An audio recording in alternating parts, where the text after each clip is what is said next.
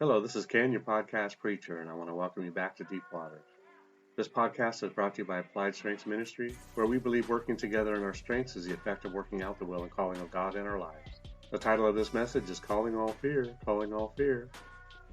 This is a multi-episode series in which this is episode 2 of 3. Let's bring some history back so that we stay the course. As I stated in the last message, he wasn't necessarily in the deep as he was only about 200 cubits offshore. In my mind, I initially thought that a cubit was about the size of an ice cube. Don't judge me, there's a correlation. But for the inquiring minds, it is an ambiguous form of measurement, which is described as beginning at the elbow and ending at one of your fingers. Now the ambiguity comes when you have different length arms, and the measurer, we will call him the measurer for this illustration, is a different measurer than the last one you built a house with. So I think that this form of measuring began in a leper colony. The story goes like this according to tradition. Hey Bob, can you bring over that forearm? We need to measure and plumb this wall. Bob responds, which one? There are so many. So the foreman thinks for a minute and states, bring over the same one we used last week so that the house stays square. Now it is only a traditional story, but well, anyways, Jesus showed up and healed all of them, so they all had to go into a different trade. However, the practice of using forearms as a premier measuring tool for the construction industry remained in play for quite some years. So but would it have mattered to Peter that he was only 200 forearms from shore? I mean, look, Peter didn't present his case to the man on the shore like he did in Luke 5:4-8. They tossed the nets precisely as they were commanded. So now we return to Matthew 14:29. So he said, come. And when Peter had come down out of the boat, he walked on the water to go to Jesus. So now we can pick on Peter all we want as it relates to his apparent lack of faith. But who wouldn't want a disciple like this guy? Who of you would say it is too much work? Verse 30. But when he saw that the wind was boisterous, he was afraid. And beginning to sink, he cried out, saying, Lord, save me. So we see he saw, and that was the end of hydroplaning for him. We also see something of more importance, and that is that John, more than willingly, shares that Peter was afraid. You see, this is the fruit of fear. It kills faith and instills doubt. It also, if for only a brief moment, instilled the fear of death. Okay, so now I saved this last point for now, because I saw it last. We see here that Peter immediately responded to the trouble. He perceived trouble, even though he only just began to sink. It is right here that we can learn to read the moment, and then respond in faith. If you are prone to overreact to troublesome situations at the onset of the trouble, learn to give yourself some time to make a faith adjustment and bounce right back to the top of the thing. It sounds a little bit funny in that someone might call for fear in the face of fear. It seems to me it would be like calling for more fire in the midst of fire, or calling for more water while experiencing a flood. I'm as guilty of doing this as anyone who's listening. So we have this response to fear as an example in the Bible.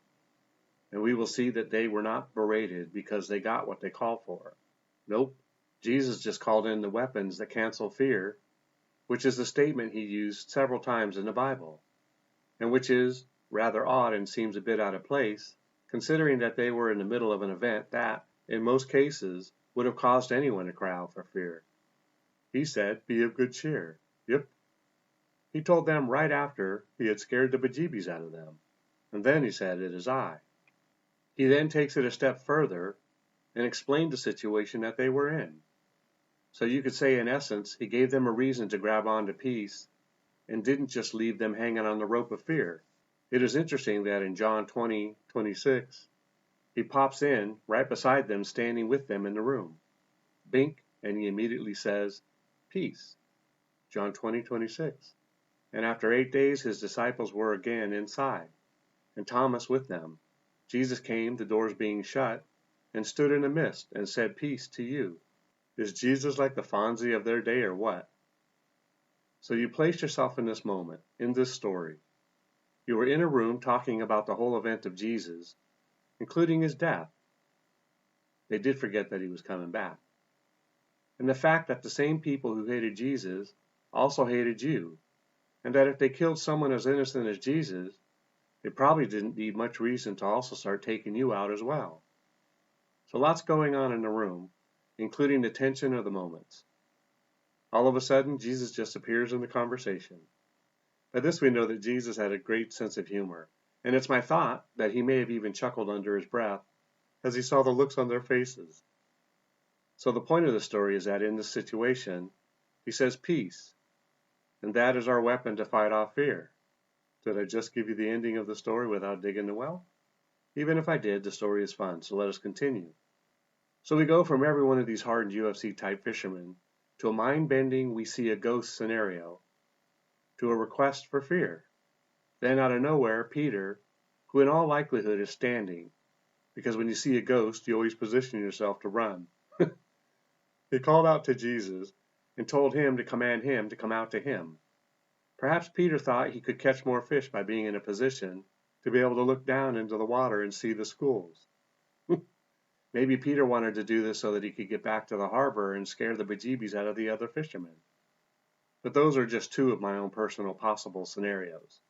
So unless there is something else hidden in these words, which could very well be, Peter shows great courage and faith in the very moment that fear is swirling around him. I mean, didn't they call for fear? And you would think that if they called for it, that fear would show up. Well, it did. In this moment, I see Peter like a fireman who runs past others who are fleeing a burning building to confront the flames, like a soldier who runs headlong into an artillery-filled field to seek justice, or a police officer who every day places their lives at risk so that an overly ignorant public can encounter the peace they have come to expect from our street military. Anyway, on with the wind. The Bible states when he saw that the winds were boisterous, he was afraid. I know he said more, and by all accounts this could make a great faith teaching, but I see another strategy at play, and I want you to see it too so you are armed and equipped to deal with it, in the event you ever go fishing and see a ghost. Throughout the Bible we see that Jesus can chat it up with anything including, but not limited to, the winds and the waves, fig trees, animals, i.e. Balaam's donkey, speak to fire, the burning bush, and the three amigos and the Barbie. What I'm trying to illustrate here is that everything has life in it because God created everything, and life is found in Him. Rocks would cry out, demons would hear and obey, and sin is crouching. I know you want to confirm that I'm not making these things up, so here we go, scriptural tubing. Matthew 8:23-27. Now when he got in the boat, his disciples followed him. And suddenly a great tempest arose on the sea, so that the boat was covered with the waves.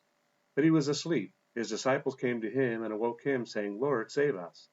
We are perishing. But he said to them, Why are you fearful, O you of little faith? Then he arose and rebuked the winds and the sea, and there was a great calm. So the men marveled, saying, Who can this be, that even the winds and the sea obey him? Well, that's it for today. I know, we're right in the middle of scriptural reading, but we'll get to it next message. Remember, it's not what you find wrong or disagree with regarding these messages, but what you can take away from it. Together we can do more to impact the kingdom than if we work alone.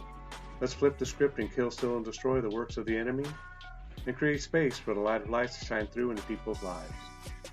Plant a seed and click on the like and subscribe button. Let's build this ministry together. Thanks, and see you next time in Deep Water.